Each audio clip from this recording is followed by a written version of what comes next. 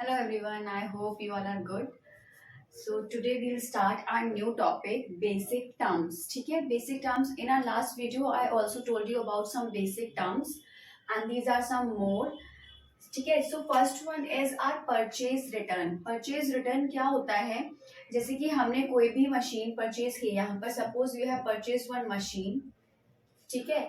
तो हमने क्या करा, अब इसमें कोई प्रॉब्लम आई या कोई खराबी आई तो उसके बाद हमें क्या होगा, हमें ये रिटर्न करनी है। ठीक है, तो जो परचेज हमने की होती है उसको हमें रिटर्न करना होता है, उसको हम बोलते हैं परचेज रिटर्न। ठीक है, and next one is sales. Sales क्या होता है, जैसे कि हमने कोई अपना जो प्रोडक्शन कर रहे हैं, हम कोई चीज में जिसमें हमारा बिजनेस है, हम उस चीज का प्रोडक्शन कर रहे हैं, तो जो हम सेल करते हैं वही चीजें जो हम सेल करते हैं उसको क्या बोलते हैं, सेल्स। ठीक है, next one is sales return, same as purchase return. जो चीजें हमने सेल की हैं, ठीक है, हमने जो चीजें सेल की हैं तो सामने वाले ने जिसने भी परचेज की है उसको भी उसमें प्रॉब्लम्स आ सकती हैं। ठीक है, तो हमारे पास वो दोबारा वो चीजें क्या कर सकता है, वो रिटर्न कर सकता है। ठीक है, जो सेल की हुई प्रोडक्ट है वो उसको रिटर्न करेगा तो उसको हम क्या बोलेंगे, सेल्स रिटर्न। ठीक है, सपोज मैंने एक मशीन, यहाँ पर मशीन थी, ठीक है, मैंने इसको क्या कर दिया, सेल कर दिया। अब इसको मैंने सेल कर दिया, इसके बाद जिस कस्टमर ने वो मशीन ली थी, ठीक है, अब उसमें क्या हो गया, उसमें उसका कोई भी पार्ट नहीं सही हुआ, या फिर वो अच्छे से काम नहीं कर रही, या फिर कोई भी अदर रीजन हुआ कि वो मशीन काम नहीं कर रही है, तो उससे क्या होगा, वो कस्टमर अब हमें रिटर्न कर देगा वो मशीन। तो जो रिटर्न होता है उसको हमने क्या करना है, उसको हम क्या कहते हैं, सेल्स रिटर्न, क्योंकि वो सेल की हुई चीज हमारे पास रिटर्न हुई है।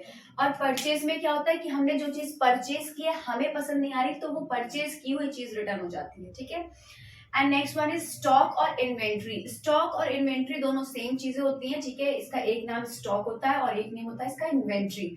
अब ये क्या होता है, जैसे कि हमारा जो प्रोडक्शन, हम जिस चीज में बिजनेस कर रहे हैं, वो जो सामान होता है, जो हमारा स्टॉक होता है, मटेरियल होता है, उसको हम बोलते हैं स्टॉक। ठीक है, ये हम दो तरह का होता है हमारा। First one is opening stock and second one is closing stock.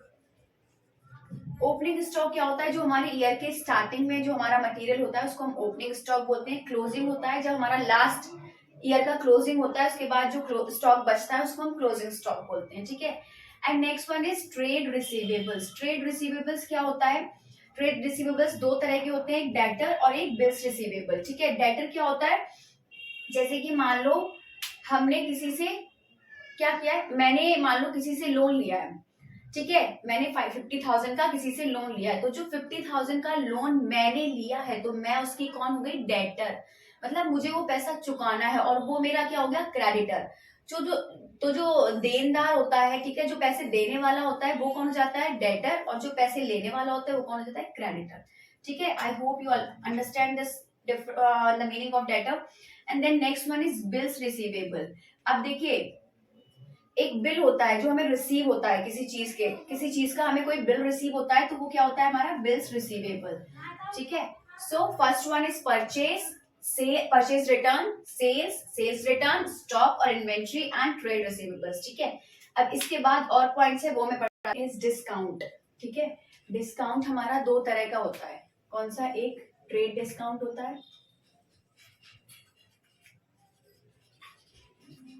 और एक हमारा कैश डिस्काउंट होता है। ठीक है, अब इन दोनों में डिफरेंस क्या है, ट्रेड डिस्काउंट क्या होता है, जो हर कस्टमर को मिलता है। ठीक है, मतलब कि जैसे हम कोई प्रोडक्ट परचेज करते हैं तो उस पर हमें जो मतलब डिस्काउंट मिलता है, जो हर बंदे को सेम डिस्काउंट मिलता है, हर इंसान को, उसको हम बोलते हैं ट्रेड डिस्काउंट। और कैश डिस्काउंट क्या होता है, जैसे कि हमने क्या करा, कुछ परचेज किया, मान लो मैंने कोई मशीन ही परचेज की है, ठीक है, तो उसमें हमने क्या करा, पूरा पेमेंट जब हमने कैश में किया है तो एक स्पेसिफिक डिस्काउंट देते हैं वो लोग। जब हम पूरा अमाउंट कैश में पे करते हैं तो हमें एक डिस्काउंट मिलता है। ठीक है, उनका वो अलग से होता है, वो उसी इंसान को मिलता है जो पूरा अमाउंट कैश में पे कर रहा है, मतलब कि वैसे इंस्टॉलमेंट्स में या फिर अलग तरीके से पे कर रहे हैं, तो उसमें ये कैश डिस्काउंट नहीं होता। ट्रेड तो होगा ही होगा, वो सबके साथ होगा, बट कैश नहीं होता। कैश कब होता है, जब क्या होता है, पूरा पेमेंट कैश में हुआ हो। ठीक है, तो ट्रेड और कैश डिस्काउंट दो तरह के होते हैं।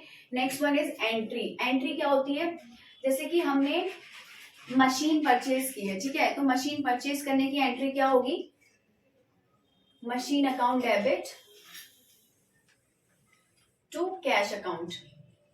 ठीक है, तो ये एंट्री क्या होती है, ये रिकॉर्ड होती है। ठीक है, उसी को हम क्या बोलते हैं, ये चीजें जो रिकॉर्ड होती हैं इसकी एक एंट्री बनती है, ये इस तरह की, उसको हम एंट्री बोलते हैं। ठीक है, बैड डेट्स क्या होते हैं हमारे, बैड डेट्स वो डेट्स जो हमें मिले नहीं होते हैं। ठीक है, जो खराब, जैसे कि हमने किसी को दे रखा होता है कुछ अमाउंट, ठीक है, अब वो क्या हो गया, उसने हमें पे नहीं किया, तो वो हमारा तो लॉस हो गया, वो बैड हो गया, मतलब कि हमने उसको मान लिया कि वो बैड डेट्स हमारे, वो अब हमें रिसीव नहीं होंगे। रुपए लिए हैं, 20,000 अमाउंट मैंने किसी से लिया है और मैं उसको पे नहीं कर पाई। ठीक है, मैंने उसको क्या करा, पे ये वाला अमाउंट नहीं कर पाई, तो मैं कौन हो गई, इंस्टॉलमेंट हो गई। ठीक है, जो अपने डेट्स को पे नहीं कर पाता है उसको हम बोलते हैं instalment. And same solvent, solvent इसका अपोजिट होता है, जो अपने डेट्स को पे कर देता है। मान लो मैंने यहाँ 20,000 लिए थे, वो मैंने पे कर दिए, तो आई एम सॉल्वेंट। ठीक है, instalment and solvent, I know, I hope you all understand. Now next one is merchandise. Merchandise वो सामान होता है जो रीसेल करने के लिए यूज होता है। ठीक है, जो हमें क्या करना है, रीसेल करना है, तो वो उस सामान को हम क्या कहते हैं, मर्चेंडाइज। लाइव स्टॉक, अब लाइव स्टॉक क्या होता है, जैसे कि एनिमल्स हो गए।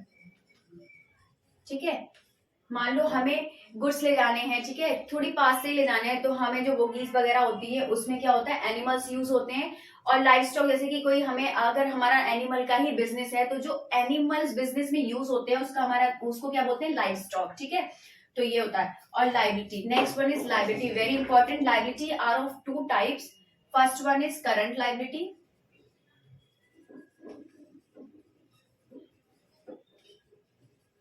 And next one is non current liability.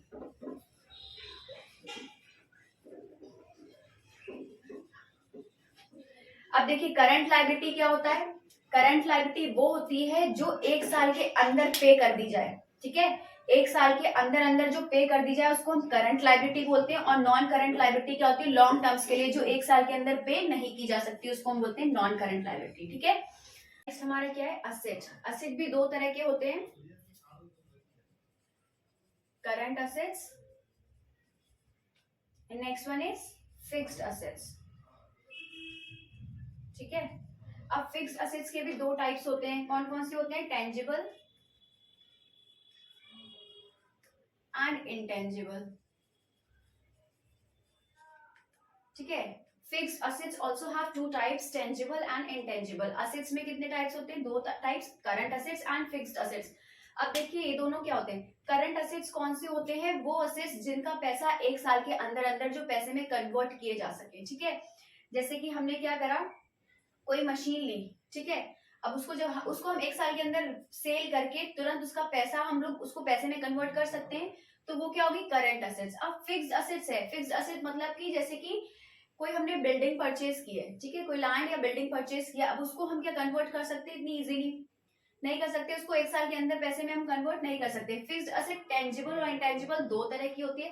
Tangible कौन से होते हैं, वो असेट्स जो कि हमें क्या होता है, दिखाई देते हैं। ठीक है, और इंटेंजिबल क्या होता है, वो असेट्स जो हम देख नहीं सकते हैं। इसमें कौन कौन से आते हैं, जैसे कि गुडविल हो गया।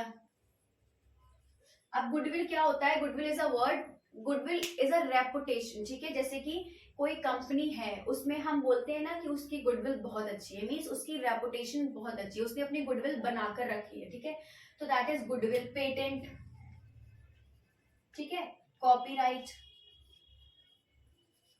ये सब क्या होता है, ठीक है, ये सब क्या होते हैं, हमारे इंटेंजिबल असेट्स होते हैं। ठीक है, और टेंजिबल कौन से हो जाते हैं हमारे, land and building.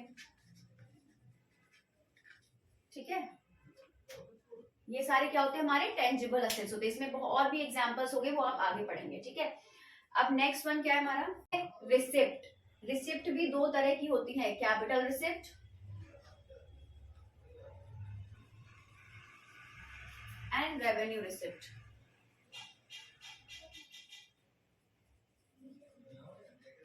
Capital receipt क्या होती है, जो एक बार रिसीव हो। ठीक है, और रेवेन्यू क्या होती है, जो बार बार रिसीव हो। ठीक है, अब एक्सपेंडिचर, एक्सपेंडिचर भी तीन तरह के होते हैं, capital expenditure, revenue expenditure and deferred revenue expenditure. ठीक है, capital expenditure, revenue expenditure and deferred revenue expenditure. Capital expenditure, revenue expenditure and deferred revenue expenditure. अब कैपिटल एक्सपेंडिचर कौन से होते हैं? वो खर्चे जो एक बार हो, ठीक है, वो खर्चे जो एक बार हो, ठीक है।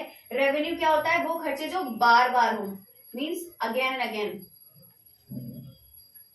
जैसे कि हमने कोई प्रोडक्ट सेल करना है तो हम उसका एडवर्टीजमेंट देंगे, तो हम उसका बार बार एडवर्टीजमेंट देंगे। लेकिन कैपिटल एक्सपेंडिचर, मान लो हमने कोई बिजनेस स्टार्ट करना है, हमने उसकी क्या करी, एक पूरा प्रॉपर ऑफिस बनाया है, ठीक है, पूरा उसका कंस्ट्रक्शन बिल्डिंग बनाई है, तो वो तो एक ही बार बनेगी, तो वो क्या होगा? कैपिटल एक्सपेंडिचर होगा हमारा, और ये होगा हमारा revenue expenditure. But these all expenditure should be related with our business, ठीक है। और नेक्स्ट वन क्या होगा? Deferred revenue expenditure. Deferred revenue expenditure क्या होता है? जो capital plus revenue, I hope आपको दिख रहा होगा ये, कैपिटल प्लस रेवेन्यू का क्या होता है? मिक्सचर, उसको हम क्या बोलते हैं? डेफर्ड रेवेन्यू एक्सपेंडिचर, ठीक है। So these all are the important points and that's all for today. In our next video I will continue with some other topics. I hope you all understand these topic points, ठीक है। So if you like my video, then kindly like, share, comment and subscribe my channel and share more and more. So that's all for today. Thank you. Till then, bye bye, take care. आप screenshot ले सकते हैं।